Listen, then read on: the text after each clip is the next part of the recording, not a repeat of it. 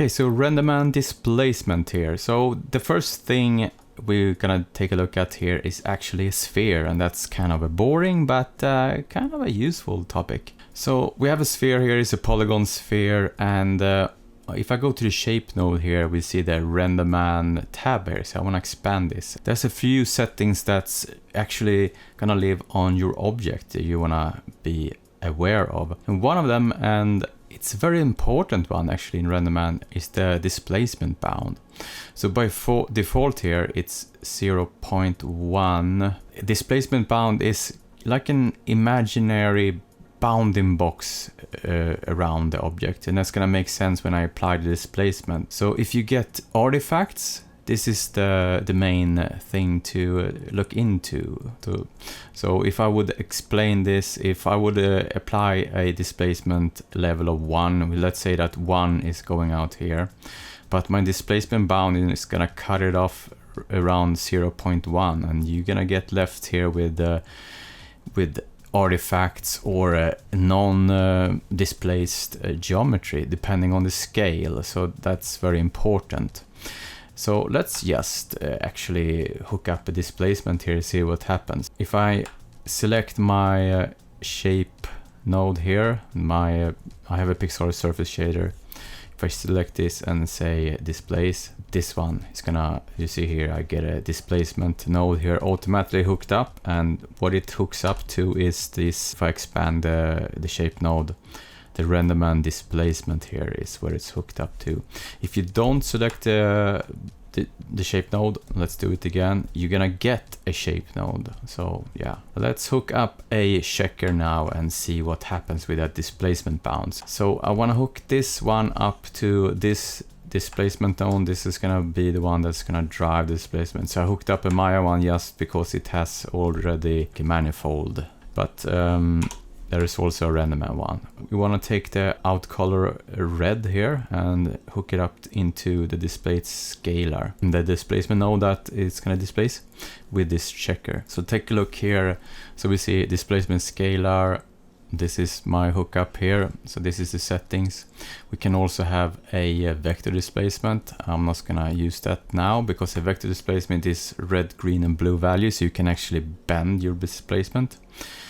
And that's kind of hard to deal with sometimes, especially with texturing, because it's really hard to paint in 3 dimension. Displacement amount, the gain here, you're gonna see here now, it's gonna, when I start to displace this, it's gonna look very strange now, because as you see here, my displacement bound is 0.1, and I'm actually displacing 1. So let's see what happens. So prepare for your worst experience ever. And there you go, you see, it looks horrible. What can we do to fix this? So first off, just select this geometry here and up the displacement bound to 1 here, see what happens. So there you go. Now I guess I'm displacing as much as I'm tweaking the bounding, so maybe you have to go slightly above, essentially. So let's take... But displacement bound is one of those things you want to be as close as possible to how much you displace. So this is gonna be something you have to tweak, because imagine if you would, the bound is like a bounding box, and it will trace until it reaches a limit. So it's more like a handbrake, so to speak. So you don't spend too much memory and effort to look how far it's gonna. Imagine if you're shooting rays into infinity, and that might result in really poor memory utilization. And also here you can see I'm displacing now the polygon, so you see that it's very faceted, the whole thing here. You see shearing and stuff, and that's because it's it's like an unsubdivided object. So let's remedy that. So let's take this up to Catmull Clark here and see what happens. And yeah, so now it's actually smoother and looking better. And yeah, displacement is one of those things that you can't, at the moment at least, you can't update on the fly. But yeah, I heard that they're gonna lift that restriction later on. Actually in the beta it was working for a while. So let's take this gain to 0.1 and see what happens. So in my case, I just turn the viewport on and then off here. So there you go. So now it's, but now you see here my displacement bound might be tweaked here again. So let's do that. So go here and set this to 0.15 or something. So it's more optimized. Yeah, so that's the basic here of displacement. So essentially now we want to hook up a real displacement on a real object. So I'm planning to take my garden statue and apply some textures or displacements from Zbrush. So let's jump over to Zbrush and look at how we can extract displacement in a Renderman friendly format. Okay, so here in Zbrush, here we have a photo scan and retoppled mesh. So this is the subdivision here. Let's take a look here. So we want to export this, and first things first, saving the project is a good one.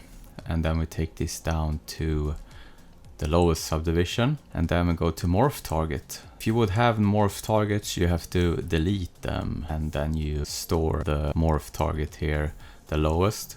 Because I'm gonna import my base mesh again, so that's kind of an important step. So let's go up here and import my geometry and my statue low here, obj, and it's gonna pop there. So what I did, I stored the morph target from my sculpt there and imported the original mesh. So when you have sculpted your mesh, it's gonna be slightly different than the mesh you started with. So that's gonna come back here now. I'm gonna go to C plugin and go to my displacement settings here. So we want multi-map exporter. So this is the settings I use here. Displacement, and I'm gonna use 8K here. Flip V, border map, switch to morph target. Here we have smooth UV, 32-bit, mid value 0.5, subpixel 0 in my case. Naming as well, file names. So this is UDIM here. Essentially this is set up. So yeah, if you wanna just pause here,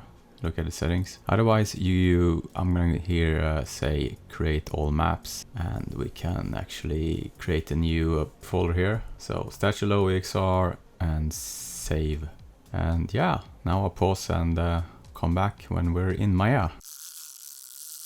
Okay, so here in Maya now, let's first off do as we did earlier, go to Renderman and say subdivision scheme.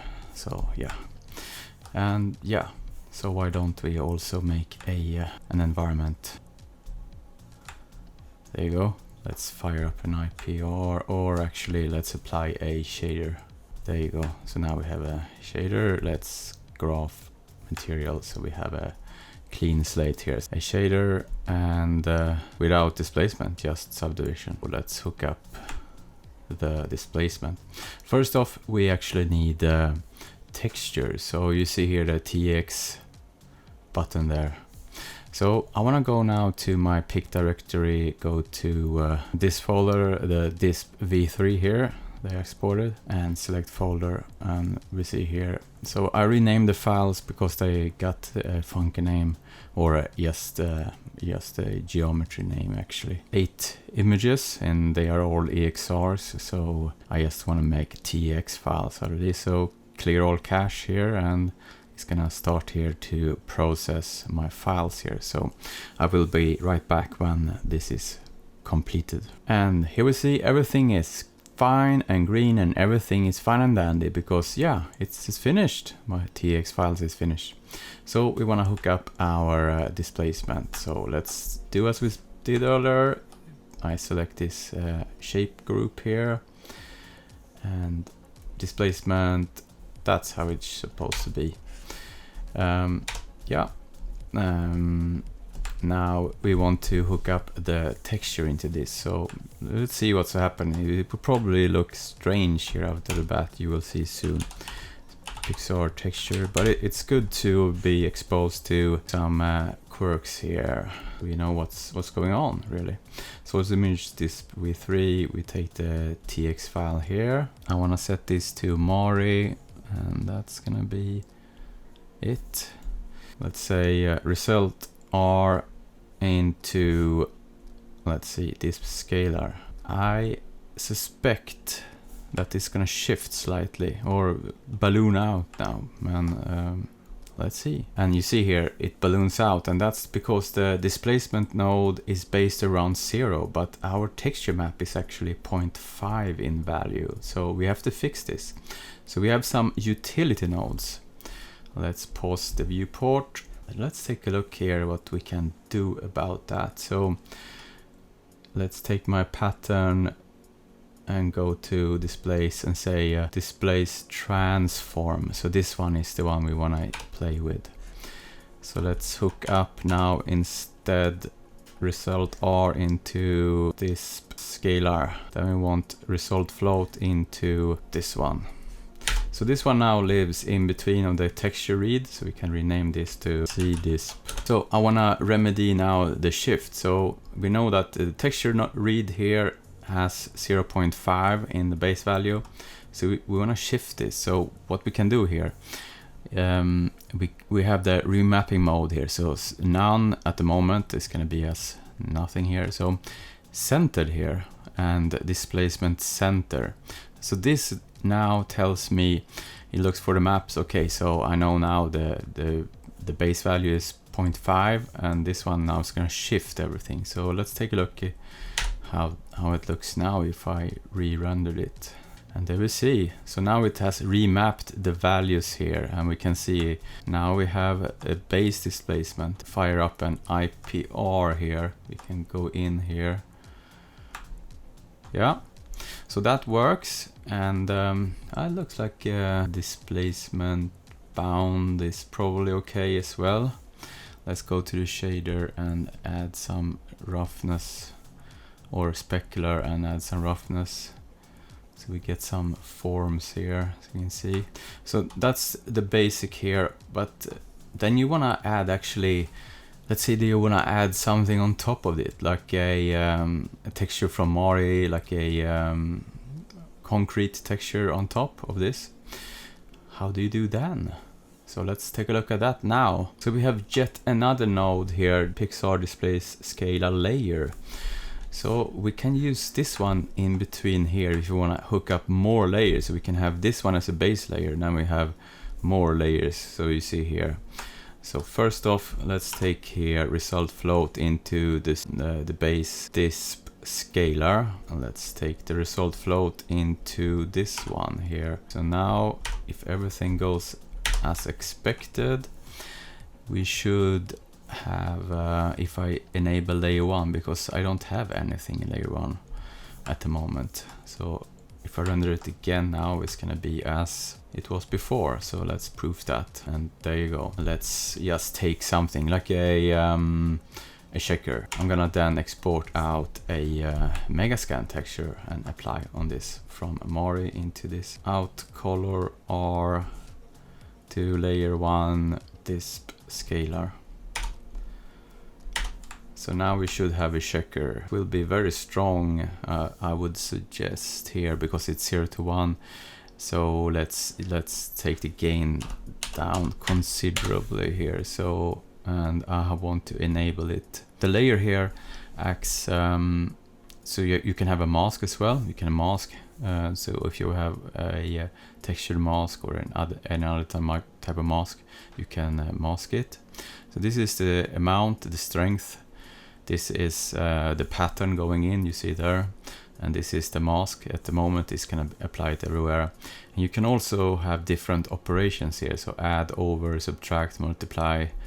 So yeah, so at the moment it's add. So let's take a look here, see what happens. We should have a CDisp and a checker on top. So you can see here, yeah, we have a checker here over my my displacement. So let's actually jump over into Mari and export a few textures out, so we can make something that looks more like a concrete character now. So yeah, let's head over to Mari and then jump back into Maya again. Okay, so here in Mari now, we want to apply a Megascan texture. So let's do that. So I have here axis projection, and I want to use this texture set here. That's kind of resembles the texture I have actually, or the real material in my garden statue. So import it into my image manager here. So I created a axis projection. I'm gonna use this to tile this texture here. So yeah, let's take this and see what happens. And it looks kind of strange here from the get-go. So first off, we can actually here set the world scale. So let's try 10, 5, 2, oops. Let's zoom in here. More like it. Let's set it to 1. I think I go with 1 there, so let's actually delete this one and now say duplicate with connection. So we want to drag now AO, not going to use displacement. So this one we want to use as displacement. So drag this one up to there. We want to have this as a displacement on top. Add it, duplicate connection. So we also want a bump and a normal out. So these are the maps I'm gonna export and convert and bring them back into Maya now. Can do it with bake points actually. 4K is gonna be more than enough.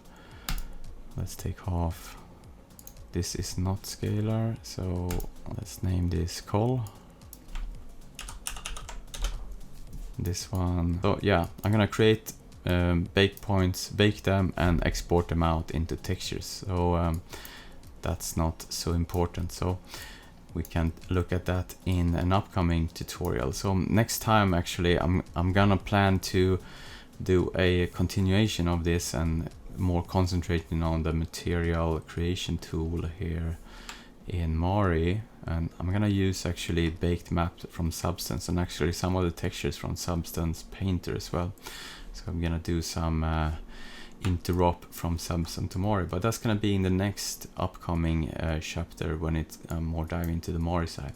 At the moment, I'm gonna hook up my bake points and export them out as textures and jump into Maya. So yeah, so I can actually just export this one here first. So if I now look at that one, so you see how to do it. I hook up bake points and yeah, you can have channels as well, but in my case I can just take a bake point, hit bake here, and it's gonna cycle through all of the maps and it's gonna turn green. Then I have a baked material.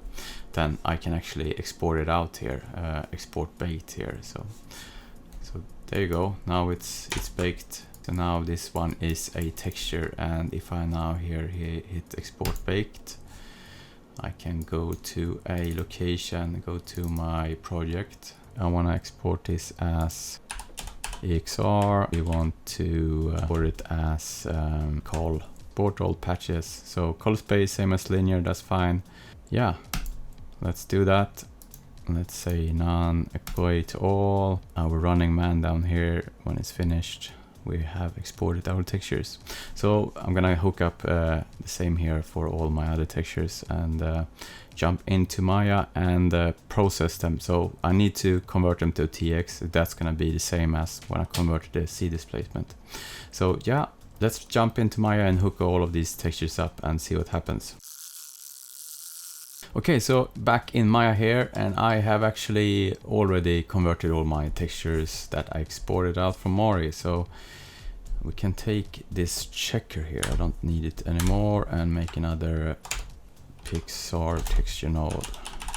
So I want to use my, so let's go to that folder and see what we have. So there we go. Let's see here, my displacement. If I look at it, for example, here, my EXR file here, you can see here it's based around 0.5 as well. So we want to have this text file here, and we want to have Mari convention. So I need a Pixar displacement transform. This one, result R into this scalar. Let's set it to centered and hook this float up to the first scalar layer and see what happens.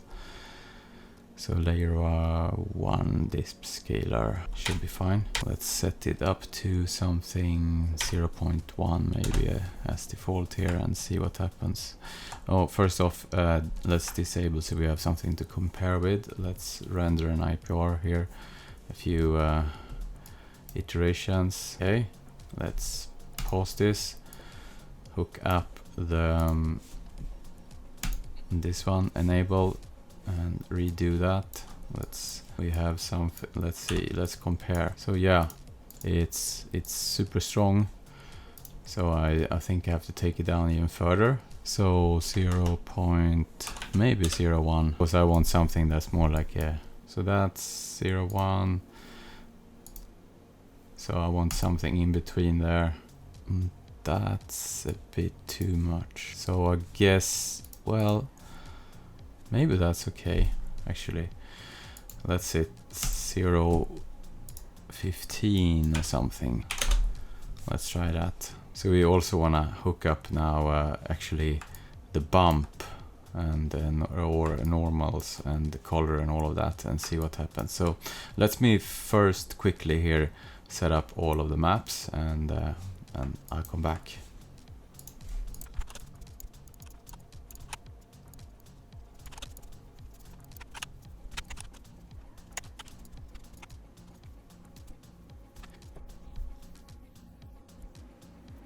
I hooked up a few more textures here, so I can show you here.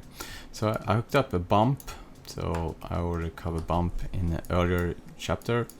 But yeah, so a bump, but I'm using the normal map here as the bump. I have a specular roughness and the color here. Let's take the entire shader. So diffuse, normal, and specular roughness.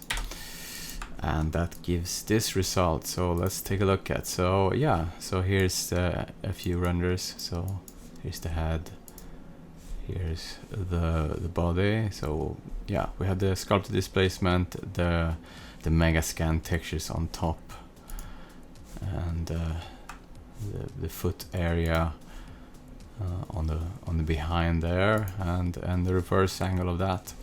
So yeah, that's kind of how you can use layered displacement as well. So, but in this case, it's displacement and the other textures. So, and the normal map and the roughness map. And yeah, in the upcoming tutorial about this topic, it's gonna be me jumping into Substance to export some textures from there, and also show some of the workflow I use to bake out stuff from Substance, because I bake out base textures, and also I use it to bake out like geometry passes like occlusion and curvature. But that is in an upcoming tutorial. So yeah, hope you enjoy, and as always, remember to subscribe to my channel so you're up to date, and give it a thumbs up if you like it, and thumbs down if you don't. And yeah, see you on the channel. Bye bye.